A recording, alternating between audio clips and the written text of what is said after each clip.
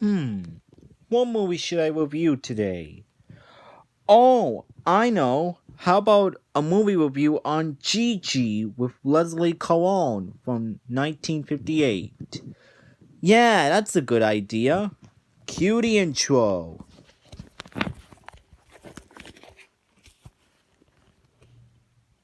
We'll either be married or unmarried. How adorable they are. Each time I see a little girl of 5 or 6 or 7, I can't resist a joyous urge to smile and say thank heaven for little girls. For little girls get bigger every day. Thank heaven for little girls. They grow up in the most delightful way. Those little eyes so helpless and appealing, one day will flash and send you crashing through the ceiling. Thank heaven for little girls. Thank heaven for them all, no matter where, no matter who. Without them, what would little boys do?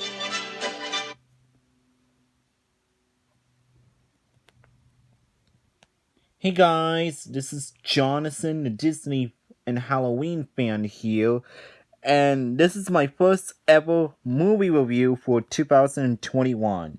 But this time it's on Gigi with Leslie Caron. It came in the year of 1958. So basically, what the plot is, it is set in La Belle Epoque of the turn of the 19th come 20th century Paris. The film opens with Honoré Lachelle, who is played by Maurice Chevalier, surrounded by members of high society in the Bourse La Boulogne. As a charming old roux, he remarks that in Paris, marriage is not the only option for wealthy young vivants, like his nephew Gaston, who is played by Louis Jordan, who is bored with life.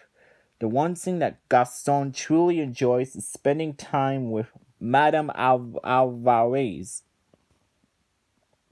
whom he calls Mamita, and especially her granddaughter, the precocious, carefree Gilberte, who is also known as Gigi, who's played by Leslie Caron. Following the family tradition, Madame Alvarez sends Gigi to her great aunt Alicia to be groomed as a courtesan in a dignified word for mistress for a wealthy man. To learn etiquette and charm to Alicia, love is an art and a very necessary accomplishment for Gigi's social and economic future. But Gigi disdains trivial love that a man and his mistress share, remaining true to her girlish but yet charming personality, and she finds herself having the most fun when she is with Gaston, from whom she regards to as an older brother to her. And like his uncle, Gaston is known as a wealthy womanizer. The whole of Paris watches his every move, and Parisian high society shows unrestrained judgment towards her mistresses and him. Gaston's latest mistress attempts to run off with her ice skating instructor. In response, Gaston publicly humiliates her, resulting in her attempted suicide. And after this affair, Gaston plans to retreat the country, but his uncle insists on his staying in Paris and attempting more parties. Gigi makes a wager under a card game with Gaston that if he loses, he must take her grandmother and her to the seaside with him. And when he goes on a vacation, Gaston agrees and loses, and the free travel to Trouville. Gaston and Gigi spend their hours having fun together, and Honoré and Madame Alvarez reminisce about their once passionate affair, while other women at the resort are shown holding perfect poise and giving off an air of boredom and disdain for anything unfamiliar, and Gigi pulls Gaston out of his depressive rut with her carefree attitude. And once Gigi and her grandmother returns to Paris, Gaston goes to the Monte Carlo. During during this time, Gigi's aunts and grandmother discuss the possibility of Gigi becoming Gaston's mistress, thereby fortifying her plans for her. Madame Alvarez, thought dubious at first, agrees to let Gigi train around the clock to prepare for Gaston's return, and Gigi accepts this as a necessary evil.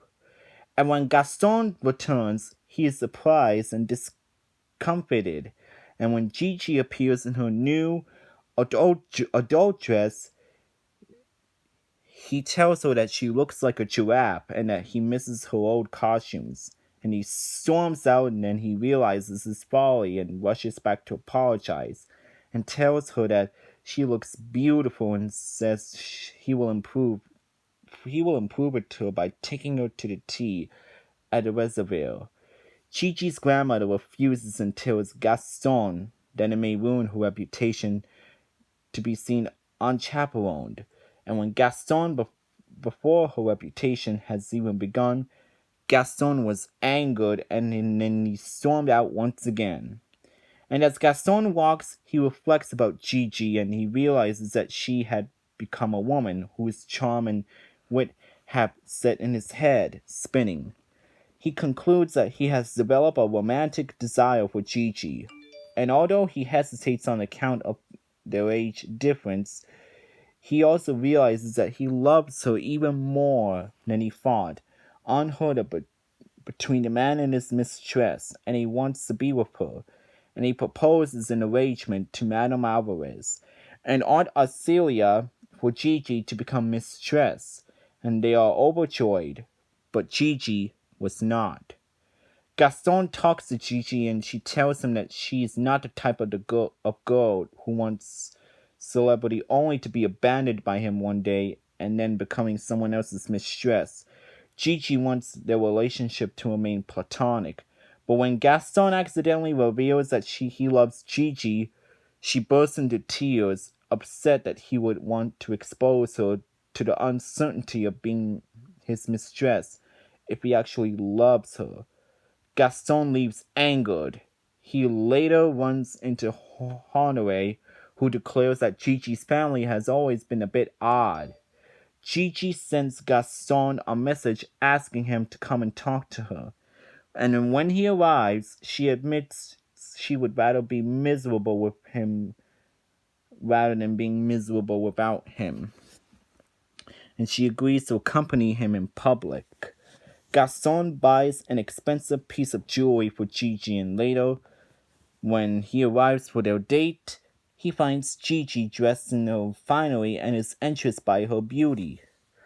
The couple goes to Maxim's restaurant where Gigi acts the role of courtesan perfectly.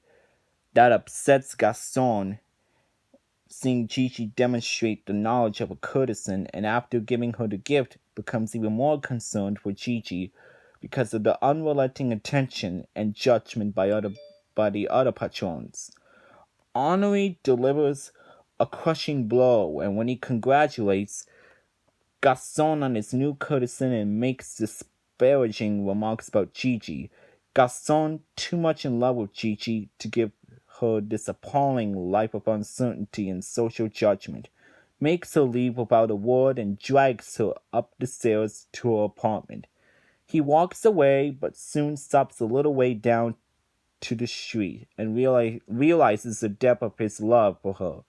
And he returns to her apartment and proposes marriage. And in the final sequence, returns to Henri Lacelli, proudly pointing out Gaston and Gigi getting into the carriage and the boys de Boulogne. The couple is elegant, beautiful, and happily married, and that's basically what the whole entire plot for this movie is. What do I think about it?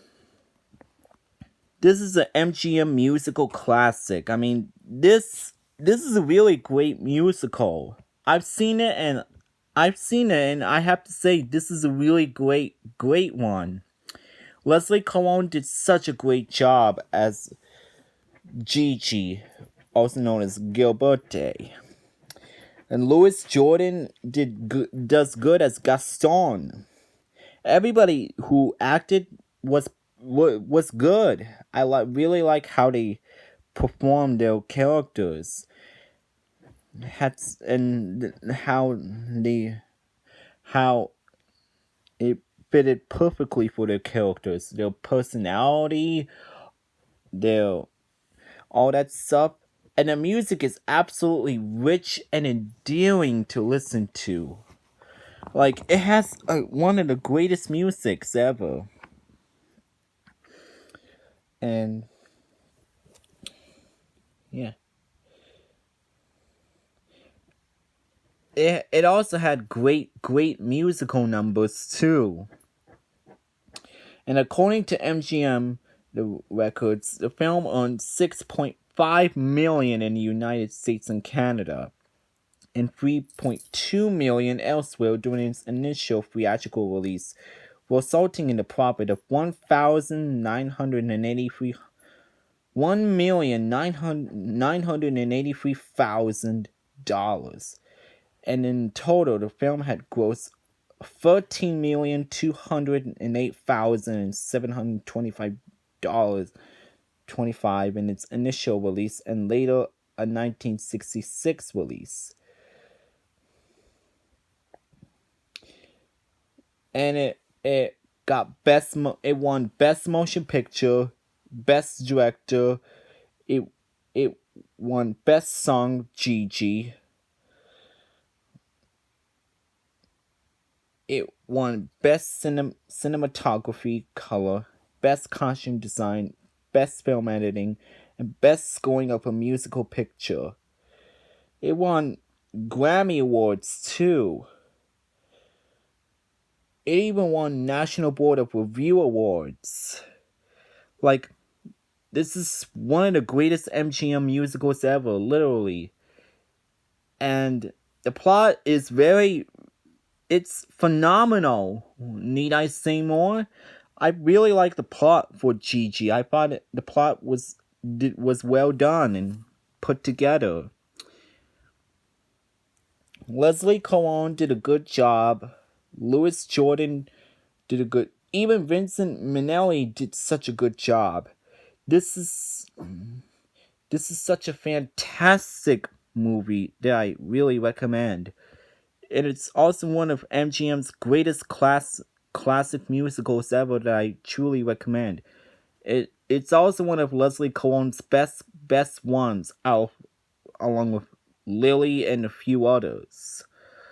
So yeah, Gigi is a marvelous film that I really recommend.